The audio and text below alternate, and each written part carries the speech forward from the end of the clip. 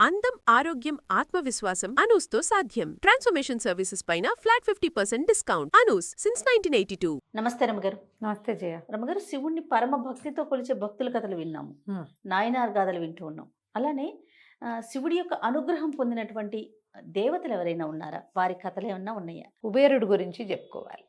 కుబేరుడు అతని తమ్ముడైన రావణాసురుడు, ఇద్దరూ కూడా. ఈ కుబేరుడు విశ్రవసువుకి జన్మించినవాడు. విశ్రవసువుకి జన్మించిన వాడే రావణాసురుడు కూడా. వాళ్ళ తల్లులు వేరు. అవునవును. మొదట ఇలవిద అనే ఆవిడ్ని పెళ్లి చేసుకున్నాడు ఆయన. ఆవిడికి పుట్టిన కుమారుడు కుబేరుడు.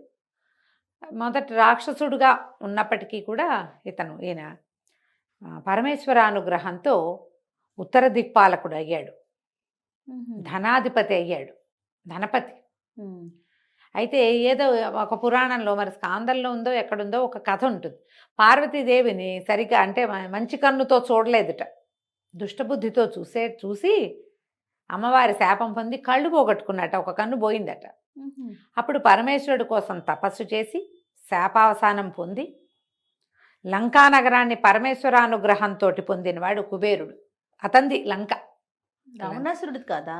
రావణాసురుడు లాక్కున్నాడు వాళ్ళ అన్నయ్య దగ్గర నుంచి. ఓకే. బలవంతుడయ్యి కుబేరు నుంచి లాక్కున్నాడు అనమాట. ఆ కథ ఇంకోసారి ఎప్పుడో చెప్పుకుందాం. ఇప్పుడు దీని మీద కూడా కొన్ని పాఠభేదాలు కనిపిస్తాయి మనకి పురాణాల్లో. కొన్ని పురాణాలు అట్లా, కొన్ని పురాణాలు ఇట్లా కనపడుతుంది. ఓవరాల్గా దాన్ని విశ్వకర్మ నిర్మించాడు. ఆ నిర్మించిన నగరం కుబేరుడు నిర్మించుకున్నది, స్వర్ణలంక. అతనే కదా ధనాధిపతి, కాబట్టి స్వర్ణంతో నిర్మించాడు. ఇతను లాగేసుకున్నాడు అతని దగ్గర నుంచి, సవితమ్ముడు రావణాసురుడు. అందుకని కుబేరుడు కోడలైనటువంటి రంభని, అంటే కుబేరుడు కుమారుడు నలకూబరుడు. ఆ నలకూబరుడి ప్రేయసి రంభ. ఆ రంభ నలకూబరుడితో కలిసి ఉండేది. ఈ రావణాసురుడు రంభను చూసి ఆమె మీద వ్యామోహం పొందితే, నేను మీకు మీ సోదరుడు కోడల్ని, అంటే నువ్వు అప్సరసువి, నీతోటి కోడరితనం ఏమిటి, నువ్వు ఎవరికైనా సరే నువ్వు భార్యగా ఉండవలసిందేనని ఆమెను బలవంతం చేస్తే ఆమె శపించింది. లేదా నలకూబరుడే శపించాడంటారు. ఎవరైనా సరే నీతో ఇష్టం లేని వాళ్ళని కనుక నువ్వు బలవంతంగా చేరిస్తే నీకు చావు తప్పదు అని. అందుకని సీతాదేవిని ఆయన ఏం చేయలే. ఈ గాథ ఒకటి చెప్తారు. అయితే ఈ కుబేరుడు పరమేశ్వరుడి దగ్గర, పరమేశ్వరుడి దేవుడితోటి చాలా ఎక్కువ కాలం తపస్సు చేసి ఆయన వల్ల ధనాధిపత్యాన్ని, దిక్పాలక పదవిని పొందాడు. ఉత్తర దిక్పాలకుడుగా ఉన్నాడు. ఎంతో ప్రీతట పరమేశ్వరుడు అంటే. నిత్యము వచ్చి ఆయనకి బంగారపు వస్తువులు, మణులు, మాణిక్యాలు సమర్పించేవాడు. చూడు, కైలాసం భారతదేశానికి ఏవైపు ఉంది? ఉత్తర దిక్కులో ఉంది. ఇతను దేనికి అధిపతి? ఉత్తర దిక్కు. ఆ ఉత్తర దిక్కునే అలకాపురి కూడా ఉందంటారు ఇతని నగరం. యక్షులు ఇతని సేవకులుగా ఉంటారు.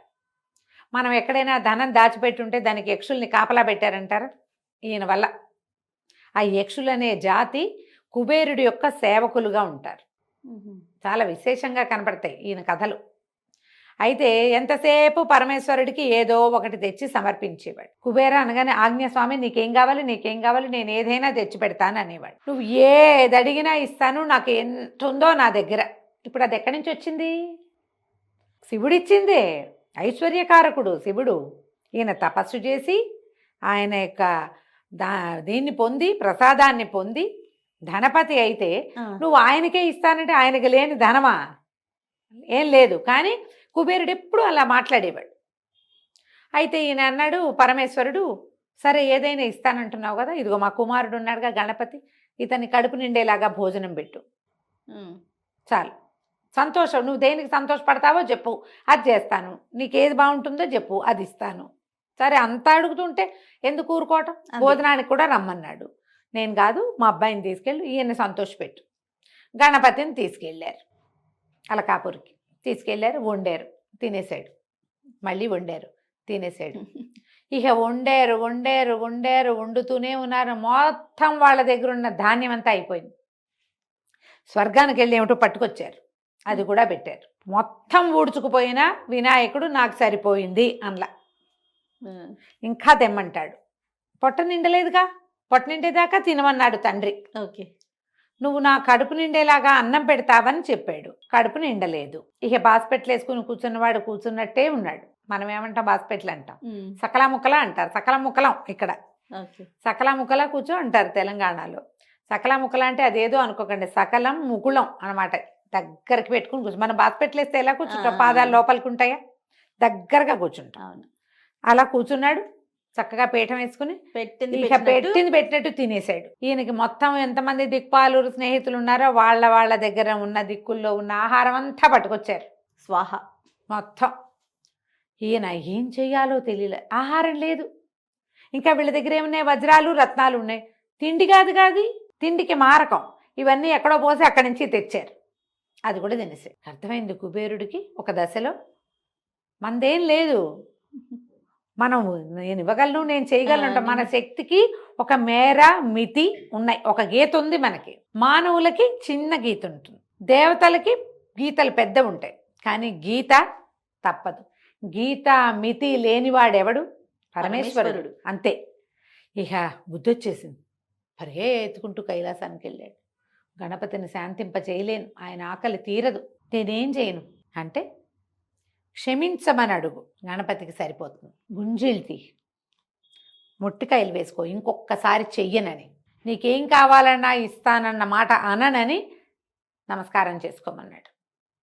ఇంత బొజ్జ స్థూలకాయుడట కుబేరుడు. గణపతి ముందు నిలబడి ఇన్ని తినేసి స్థిమితంగా కూర్చున్నవాడి ముందు నాకు బుద్ధి వచ్చిందని నెత్తి మీద ముట్టికాయలు వేసుకుని 2 చేతులతోటి 2 చెవులు పట్టుకుని గుంజీళ్ళు తీసేట, ఇంకెప్పుడు ఈ అపరాధం చెయ్యను అని. అప్పుడు స్వస్తి, చాలు సరిపోయిందని తేన్పు వచ్చిందట గణపతికి. గణపతిని సంతృప్తి పరచాలంటే మీరేం చేయాలి, ఒక్క ముద్దైనా పెట్టి నాయన నేను ఇదే పెట్టగలను అని బుద్ధి వచ్చింది నాకని కొట్టుకోవాలి.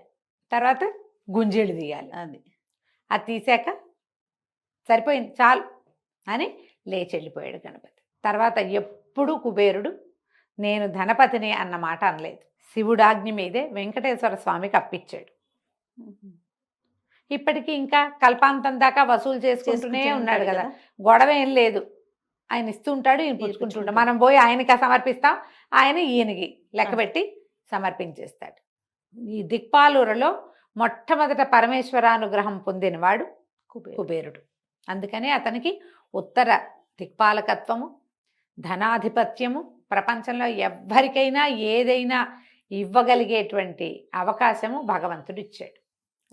పరమేశ్వరుని పట్టుకోండి, మీకు కావాల్సింది ఇస్తాడు. ముందు ఐశ్వర్యకారకుడు పరమేశ్వరుడే. ఎలాగో శివరాత్రి దగ్గరలోనే ఉంది కదా, శివరాత్రి పర్వదినాన్ని చక్కగా పురస్కరించుకొని ఉపవాసం చేయండి, జాగారం చేయండి, దానం చేయండి, ఏమీ మీ వల్ల కదా, నిశ్శబ్దాన్ని పాటించండి, లోపల శివనామస్మరణ చేసుకోండి. ఎంత శివ అంటే అంత మంచిది. తప్పకుండా. నమస్తే. నమస్తే.